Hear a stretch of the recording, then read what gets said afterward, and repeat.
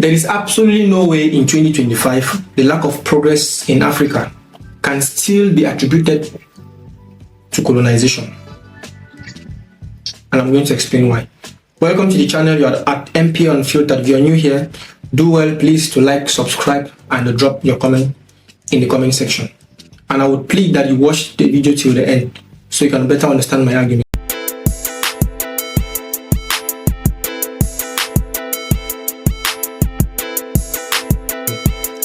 Because for far too long have we been fed this narrative that, the problem in Africa is about colonization. I mean, this argument has literally become ad nauseum. It has become insufferable. And I'm going to be elaborating on it extensively so you can understand why this is absolutely propaganda by the elites. This is absolutely false. This is not true. Now, I would go straight to Pan-Africanism, because Pan-Africanism has always been the idea as to how Africans were eventually going to be liberated. Now, different people have given different opinions about what it is. You could do your research if you wish, but Pan-Africanism in a nutshell is simply the social, political, economic, and cultural liberation of the African people within and beyond the African borders, meaning those in the diaspora. Now, from the beginning of this organization, or this idea of Pan-Africanism, there were different people at different stages. Now, let's look at two different groups. The first group were more of the intellectual founders, right? And the pioneers. These are people who invested their knowledge. These were the intellectuals, people who took what they knew and tried to push and fight for their emancipation. People like Marcus Garvey, W.E.B. Du Bois, Sylvester Williams, and many others. These are people who worked endlessly, tirelessly, and they gave in every single thing. Now, those whom I want us to really pay attention to today are the political leaders and those who took, that's the nation builders, literally, basically those who took their people and achieved independence. Because I truly feel and I believe that there is something wrong, we need something somewhere, because the people who were the nation builders, they fought for this continent, they gave every single thing for us. They literally gave everything, so much that we have absolutely no reason for us to be where we are today. I'm going to be dismantling every single argument out there, because it's cope, it's a shield.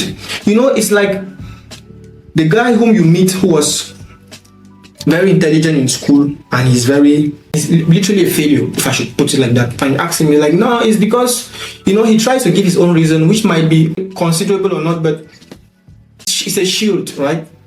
And this is because Africans, or at least a good contingent of Africans, are not willing to face the real and accept the reality of their own people. If you look at someone like Kwame Nkrumah of Ghana, of course, what he said, every single thing they did at every single point. You look at Patrice Lumumba. I'm going to come to Patrice Lumumba, by the way, in a moment, because what happened to Patrice Lumumba is simply unthinkable. Now, a lot of people say that no, Africa is where it is because of colonization. Okay, it sounds like a reasonable and a thoughtful argument, but it is not, because there were many other nations across the globe that were colonized, not just Africa. Now, I'm going to discuss about this other nation extensively in a separate video, but for now, I just want you to understand that we were not the only one that were colonized. Singapore was colonized. India was under British colonial rule for 119 years, since 1757 up to 1947, before India eventually became free. And look at India today. India is the 5th biggest economy in the entire world, according to the IMF and the World Bank statistics of 2024, I believe. Currently, look at China. China was discovered, or PRC, that's the People's Republic of China, was formally discovered, if I should put it like that, in 1947 by Mao Zedong, which eventually he died in 1976. So the idea here is that how come for 60 plus years, this is the ballpark, I would say the ballpark number for the independence of most African nations. How is it that up to date, Africa, there is no idea of, this is why Nicolas Sarkozy, the former president, or an ex-president of France, once said, and he got, as you would expect, serious outrage, serious vitriolic comments on him for making such comments. But I think maybe he was right. He said the tragedy in Africa is that the Africans were not fully into history. That's what he said. And he said for thousands of years, there was no idea of progress in Africa. That's what Nicolas Sarkozy said in 2007. And he got some heat for it. But maybe he was right. Who knows? Maybe. You know, another narrative that's been pushed is that it's about unity. Now, before I even come to this idea of unity, what about the countries that were not colonized? I think everyone knows now, at least to this point, that two African countries, Liberia and Ethiopia. Ethiopia at the time, Abyssinia, were not colonized. Liberia, yes, you could argue that Liberia was more of an American project, right? So the colonizers, the Western or the European colonizers, were afraid, did not want to enter into the sphere of influence which America had already been into. And Liberia, like I have to point, was established as a settlement for freed slaves in 1847. So it was not really under any form of Western or colonial tutelage, right? Now, what about Abyssinia or Ethiopia, today called Ethiopia? Ethiopia resisted colonial rule by winning when they won the Battle of Adwa against the fascist Italists or fascist Italy in 1896, if I'm not mistaken. They won. Now, there are many reasons for why they succeeded. They were able to win this. They were able to resist Italy. They had a very unified leadership, by the way, very unified. They had strong diplomatic skills, so the Ethiopian rulers were adept, at trying to play the European powers against each other. This is in 1896. Very smart people, and of course, not forgetting the harsh nature of the geographical terrain at the time, which prohibited or hindered the logistics for the colonial powers. Now, some people argue that, but in 1936, Ethiopia was under some form of brief military rule or military occupation, which luckily was stopped or was intervened, and they succeeded in 1941. Meaning from 1936 to 1941, Ethiopia was under a brief military occupation, which stopped as a result of the Second World War, because Italy was taking part in the Second World War, so they could not really continue to establish a long-lasting colonial occupation in Ethiopia. So eventually, Ethiopia was freed by the help of Allied forces and some Ethiopian patriots, and its sovereignty was restored with Emperor Haile Selassie taking the throne. By the way, I forgot to mention that one of the successes of Ethiopia against Italy was spearheaded by Emperor Menelik II. So the idea here is that Ethiopia was not formally colonized. But you look at Ethiopia today, what is happening? What is happening in Ethiopia?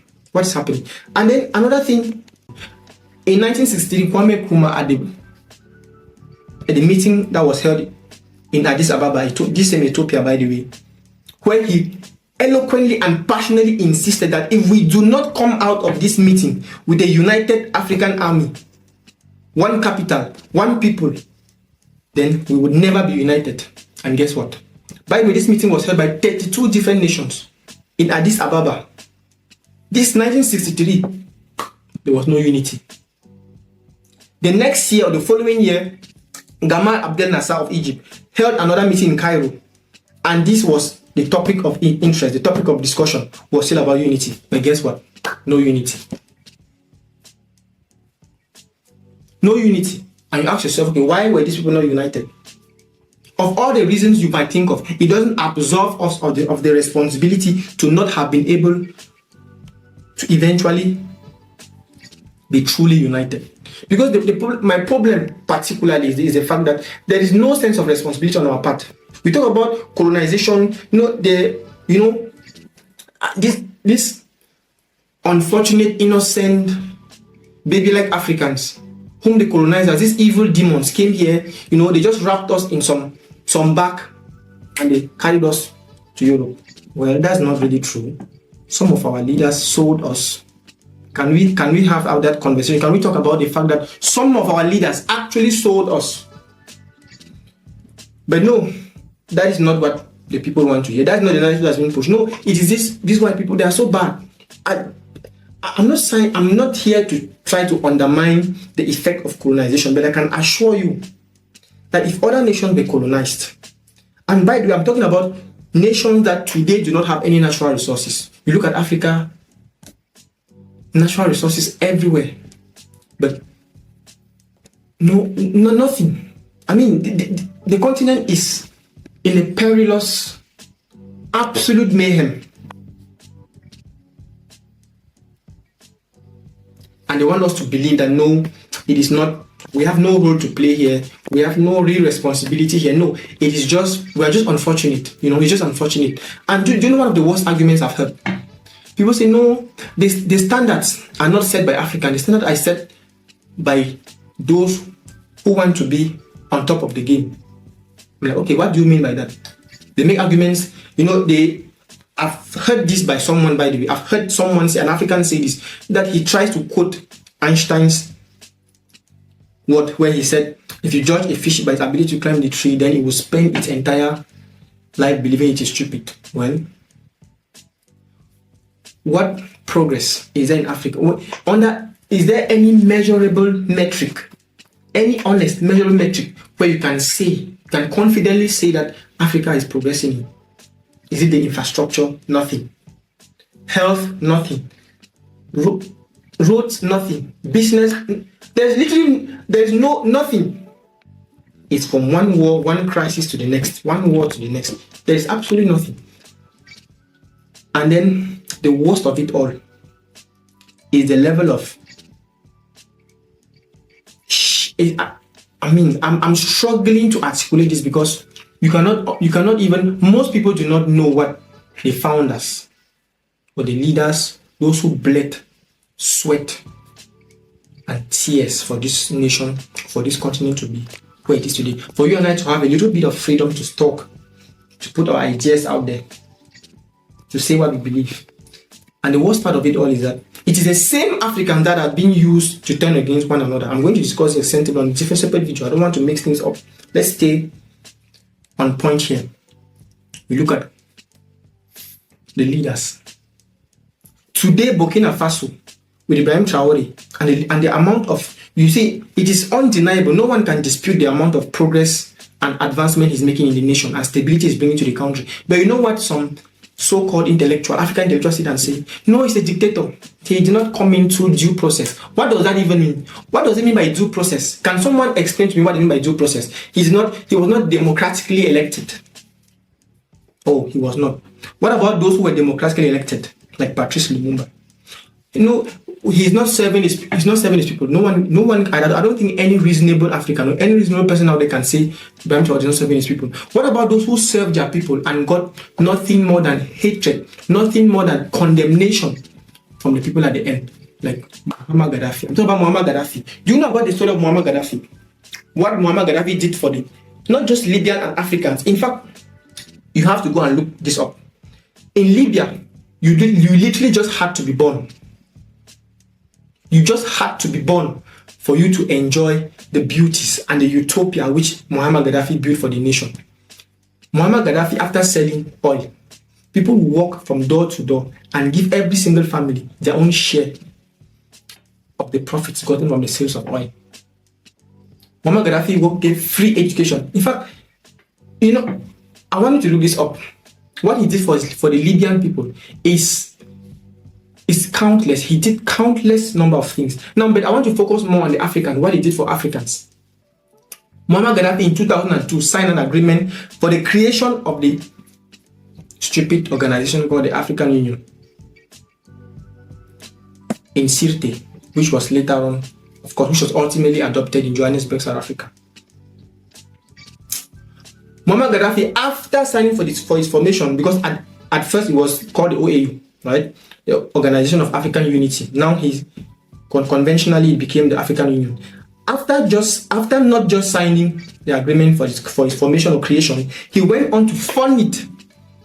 He funded the African Union. A significant portion of its budget was provided by Muammar Gaddafi, and he even paid membership fees for the poorer nations that were struggling and could not really pay their membership fees. He went ahead and paid for them. Muammar Gaddafi politically, militarily, and morally supported liberation movement, because at the time there were a lot of anti-liberation and anti-apartheid liberation movements which he supported. One of the most notable one was Nelson Mandela with the African National Congress, the ANC, which he supported him. And that was not all. Do you know one other significant thing he did? Two, by the way. Muammar Gaddafi advocated for United Africa. He championed the vision for United States, for the continent to be united, have one army, one currency, hard currency backed by gold, and one passport. But you know what some Africans said? No, it's just an extension of his political ambition. We don't trust him. And this is one of the grave problems with Africans. You know, if an assailant was to break into my house, right?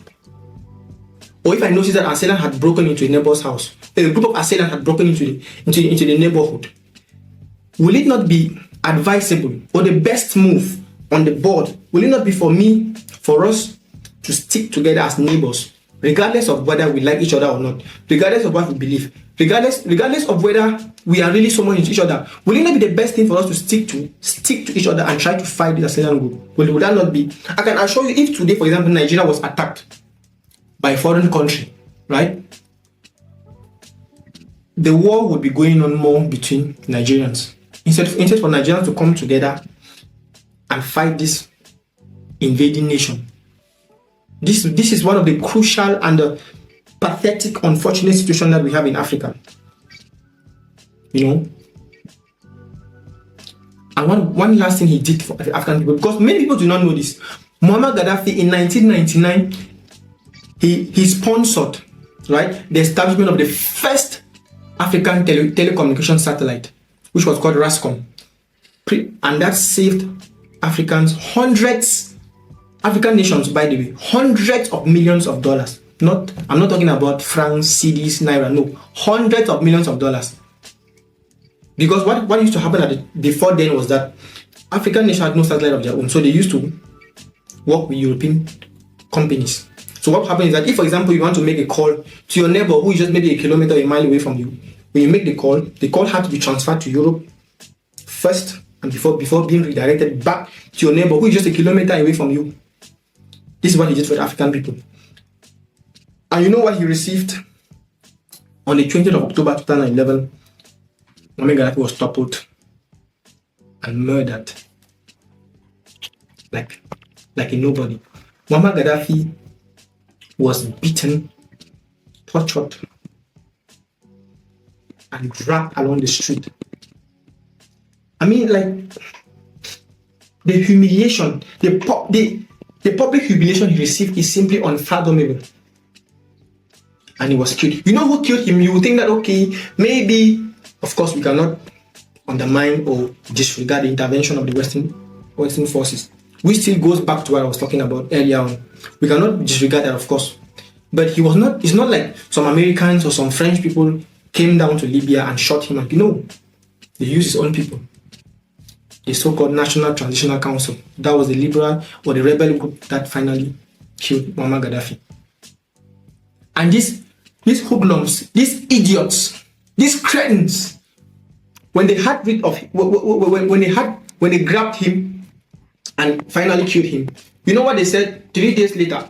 I can vividly remember very well the day Muammar Gaddafi was killed. I was still very small. I was watching the news when I used to watch the news, by the way, national news, with my dad.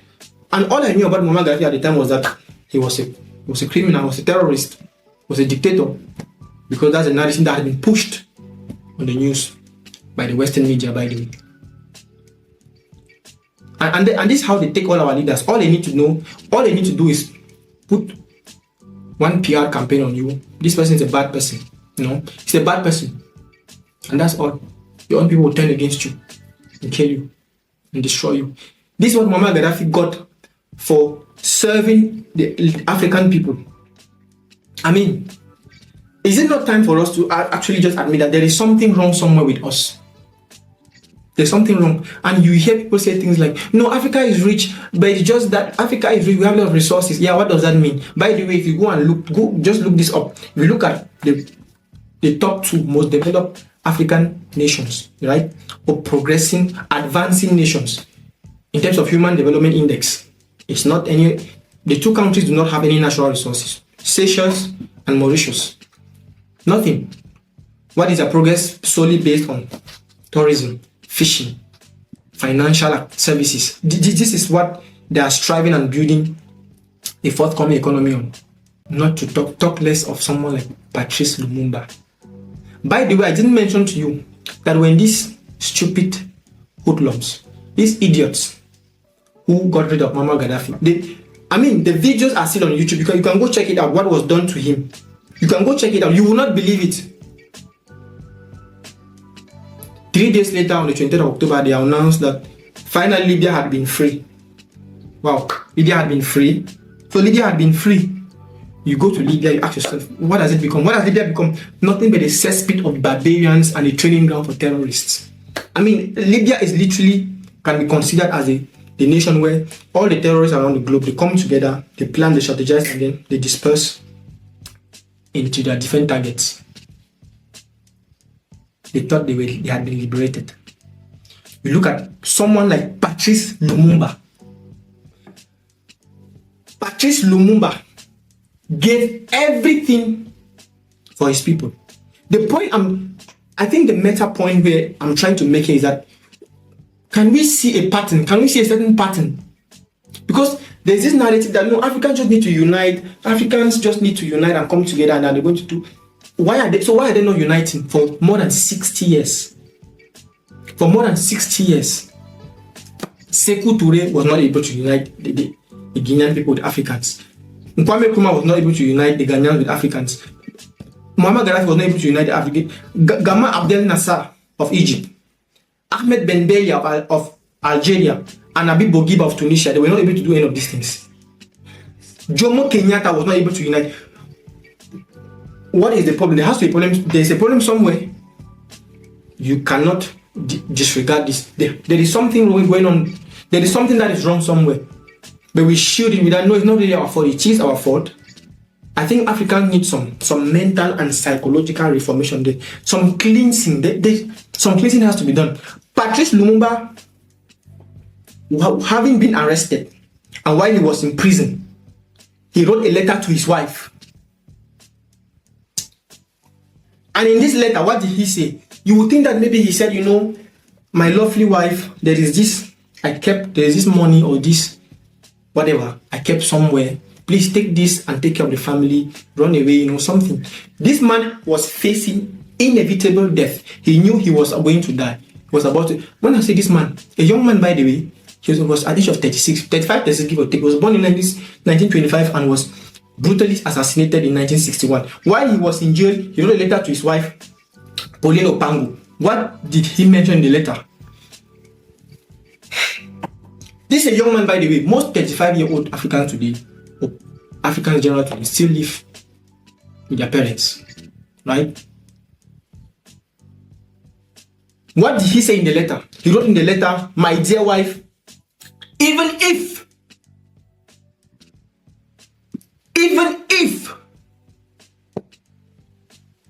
the history of the Congolese people of Congo is not written with him, it will be written by the Congolese people. That is what Patrice Lumumba said in his letter to his wife, Pauline Opango. With that being said, on the 17th of January 1961, Patrice Lumumba and two of his companions were shot. No, shot is an understatement. They were publicly executed by a firing squad, a Katangan firing squad. Because when I say this, you'll be like, oh my God, the Belgian authorities, the Belgian forces, they came with their guns, their machine guns, and they killed this innocent activist. No, that's not what happened. Of course, it was at the behest or supervision of the Belgian authorities. But the Katangan firing squad, and who are the Katangan firing squad? They were Congolese people. They are those who killed Patrice Lumumba. And that was not all. After they publicly executed him, he was buried in a shallow grave, which was later exhumed. His body was chopped into pieces, dissolved in acid, and the only thing that was left was a gold crown tube, which was in the possession of a Belgian police commissioner. and was later returned to his family in 2022. You go to Congo today, you look at Congo, ask yourself, do these people not know their history? Do they not know their story? Do they not know where they come from? What is happening here? Stos nami itak. Stos nami itak. What is wrong with us? I'm just asking. I am only asking. Ja prosto sprashivają. Ja prosto хочу знать. You go to Congo today. The place has been turned to absolute mayhem, a dystopia, humanitarian crisis, poverty, killings, displacements, and with all this, the only responsibility, or the cure-all excuse, the cure-all explanation to all of these things is what? Colonization. How? You know, I want you to do a thought experiment. So imagine your father invested his sweat, blood, and tears into building a life, building a legacy for you and your siblings, right? And then he died. Eventually he died. And someone from somewhere came and said, you know, you're the one who, and this is something that is very common, by the way, in the African community. It's very common for those of you who know what I'm talking about. Very common. Someone came and told you that, you know what, you're the one who deserves this inheritance. You're the one who deserves it, not your brother. No, not your brother. And you know what, your brother is good, is the one that's been appointed to have all the inheritance. You know what, the best thing to do is to kill him. Take him out. And do you know what most people do? You kill your brothers. Now, of course, we cannot, the culpability here in this crime is on both ends, right? But is there no responsibility? Is there no accountability on your part to say, no, I cannot do this to my own brother? At least have some respect for what your father did. This is what infuriates me. This is what irks me when I listen to Africans speak. Anyways, that's it for today. That is it for today. So, if you listen up to this point, thank you. And you can drop in your comment section. Please don't talk like a toddler. Don't be triggered. I just made a compelling argument here. Make your arguments. If you think that what I'm saying makes no sense, by the way, I know what I'm talking about. I know what I'm talking about. If you think what I'm saying makes no sense, drop in the comment section. Let me see what you think. And see you in a subsequent video. Thank you.